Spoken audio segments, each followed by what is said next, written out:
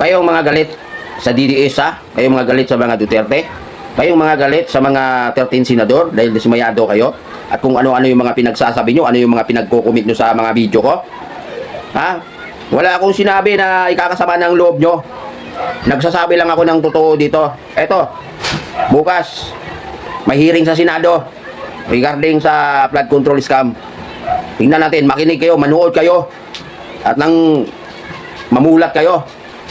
Tingnan natin kung may mga basihan yung mga sinasabi nyo, yung mga comment nyo dito sa akin, kung ano-ano na yung mga pinagsasabi nyo, kung ano-ano na yung tinatawag nyo sa akin. Bukas may hearing. Abangan nyo bukas. Tingnan natin kung sino nagsasabi sa atin ng totoo. Yan ang hirap sa inyo eh. Pinapairal nyo yung galit nyo eh. Hindi nyo tinitingnan kung ano yung mga nangyayari ngayon. Kinakampihan nyo pa yung mga bukas may hearing sa flood control scam. Makinig kayo, manood kayo. At pupunta yata yung 18 na Marines na nagpapatunay. Kayo, pinagtatanggol nyo pa yung mga, ang dami nang umamin sa mga taong yan na ang dami nang itinuturo na may kinalaman sila dyan sa flood control scam. Tapos kung mag-comment kayo sa akin, pakala nyo, dami nyong alam. O ano, bukas makita nyo. At nang matauhan kayo dyan sa mga pinagtatanggol yung mga politikong, di ba? Nakakaano kayo nakakapikong kayo Ako, nagsasabi lang ako dito ng totoo. Tapos kung ano yung mga pinagsasabi nyo bukas, manood kayo. Ako, narinig nyo ba sa akin na may sinasabihan akong bangag dito? May sinasabihan akong adik dito? Wala akong, ang tabi kong video, wala kayong maririnig sa akin dyan na may sinasabihan akong bangag at may sinasabihan akong adik. Tapos kung makapag-comment kayo, sabihin sa akin, ano ako? Maayos kayo. Bukas, may hearing bukas. Sa pamumuno nila ni bukas may hearing. Tingnan nyo. At nang malaman nyo kung ano yung mga pinagsasabi nyo. Mga kayo kung, guys, kung may galit kayo sa mga Duterte, itabi nyo. Huwag nyong idamay huwag nyong ikunik sa mga nangyayaring korupsyon sa ating bansa. Huwag nyong ikunik sa kanila. Ibukod nyo yung galit nyo sa mga Duterte. Ibukod nyo sa mga galit nyo sa mga kung sino-sino mga, lalong-lalo na sa 13 senador. Ang concern lang natin dito, guys, is yung blood control. Blood control ang concern natin dito sa ating sinasabi dito sa ating video. Pinipilit yung ikunik sa kanila Di ba? Itabi nyo kung may karoon kayo ng sama ng loob sa kanila.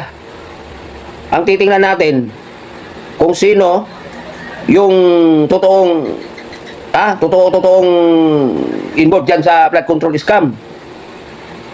Hindi yung magko-comment kayo ipipilit nyo at kung ano-ano yung pinagsasabi nyo sa akin. Basta ako, naniniwala ako kayang mga Duterte, especially kay Sara Duterte, wala yang ginagawang masama, hindi yan nagnakaw o kung ano-ano. Ang hirap sa inyo di ba? Sino bang hindi mapikon dyan sa mga pinagko-comment nyo? Mag-personal message pa kayo sa akin. Magsasabi lang tayo ng totoo dito. Mayroon ba kayong naririnig na inuupakan ko na politiko dito? Wala akong inuupakan na politiko. Kayo, lagi nyong bangag-bangag, adik-adik, kung ano-ano mga lumalabas sa inyong bibig, mag-comment, bayaran daw ako, kung ano-ano pang, walang nagbayad sa akin. Mayroong gustong magbayad sa akin. Pero tinanggihan ko. Kasi masyadong maliit yung bayad. Kaya tinatanggihan ko. Matanggap ako ng bayad. Depende sa presyo. Pero kung masyadong mababa yung presyo, inaayawan ko. Kung hindi ako bayad dito, mayroong nag-PPM sa akin, may tumawag sa akin. Nagtatanong kung taga saan ako. Kasi gusto nila akong bayaran. Maliit, inayawan ko Ang gusto pa naman sa bayad sa akin, napakaliit. Di ba? Naririnig ba kayo? Ito kayo, yung mga nagko-comment dito. Ito, excuse me, Mr. President. Daming dito sa comment section, mga Mr. President, ang daming nagsasabing bangag daw kayo. Sa mga nagko-comment yun, hindi ako may nasabi nun. Pero kahit i-review nyo yung video ko, i-review nyo yung video ko, wala kayong maririnig na nagsasabi akong bangag ka. Presidente. Hindi yung presidente ng Pilipinas ang tinutukoy ko. Presidente sa kapilya ang tinutukoy ko. Wala kayong maririnig sa akin. At wala akong sinasabihan ng kahit sino dito, kahit kayo mga nanonood, kahit kayong mga nagmumura sa akin, kung ano mga pinagsasabi sa inyo, nagre-reply ako sa inyo. Pero di ko sinasabi sa inyo, adik kayo at kung ano-ano. Kasi ako, nagsasabi lang ako ng totoo. Ha? Ako, pares lang tayo. Ito sila ni Sara Duterte. No, naghahangad kayo na ng hustisya. Gusto nyo makamit ang mananagot sila sa kanilang ginagawang korupsyon daw ko, no? Ayon sa inyong akusasyon, kurap sila. So, naghahanap din kayo ng gusto nyo mapakulong sila. Ako, ganun din. Pares lang tayo ng layunin dito.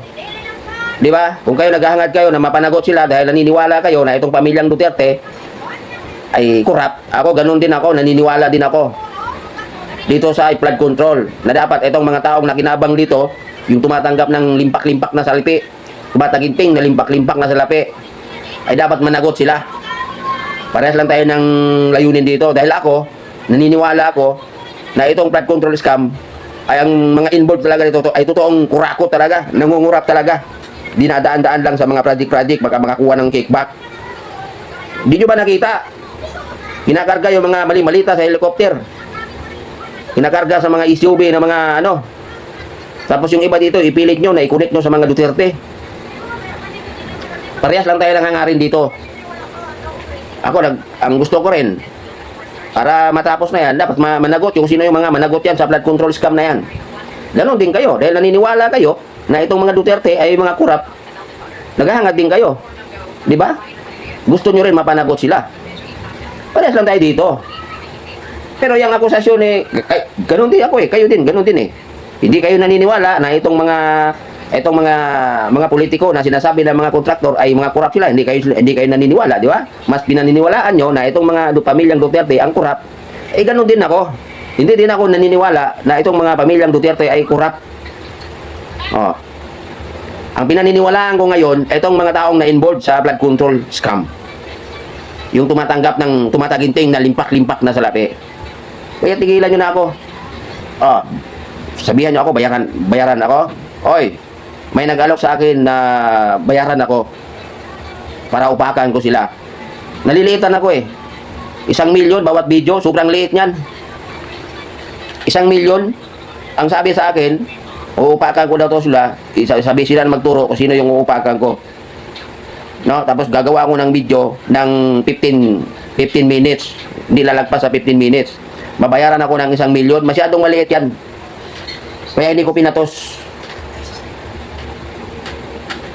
Kahit bayaran nila ako ng ng 10 million isang video, hindi ko pa rin papatusin yan. Bakit? Kasi hindi ako utusan nila. Kasi kung susundin ko yung ginagawa nila, lumalabas na nagsisinungaling ako dito. Ang sinasabi natin dito ay totoo. Kaya wag niyo akong bintangan ng kung ano-ano. Manood kayo bukas. Kung hindi bukas, Lunes, baka sa Huwebes, magkaroon ng investigasyon ng Blue Ribbon Committee sa Senado. At ang pagkakaalam ko, 18 na Marines, yung mga umi-escort, yung mga nagbubuhat ng mali-malitang tumataginting na limpak-limpak na salapi. Pupunta yata sila, iimbestigahan sila. Makinig kayo. At nang matauhang kayo. At nang masabi nyo sa sarili nyo na puro pala kasinungaling yung mga comment ko doon kay Kuya Kernel. Kung galit kayo, alam nyo kaya yung comment sa akin. Yung mag-emoji kayo ng mga nagagalit. Mas maigi pa, mag-follow na lang kayo sa akin. Follow nyo lang yung page ko. O sa mga kapwa ko DDS dyan, baka pwede naman, baka naman, pakipollow naman sa aking page. O yun lang. So, sabi lang tayo ng totoo dito. Ha? So, sana po. Nahaba na ng sinasabi ko, pero ngayon lang ako nagpo. Kasi ako, Bisaya kasi ako, kaya hindi ako mahilig magpo. O, baka naman po. O, follow nyo ang page ko. Hinahinay lang kayo sa pag-comment, no? Tungkol sa akin. O, magandang gabi sa inyong lahat, kahit ako'y galit sa mga tawag yan, nang babas sa akin. O, magandang gabi pa rin sa inyo, and ingat kayo, sana lagi kayong healthy, ilayo kayo sa mga karamdaman, no? Kasi mahirap magkasakit ngayon, lalo yung mga DDS dyan, mag-ingat tayong lahat, no? So manood tayo mga DDS sa flood control hearing ng Blue Ribbon sa Senado. Maybe bukas yata, pagkakalam ko bukas, sana bukas na. So di ulit ko, mag-ingat tayo, and magandang gabi, of course, follow.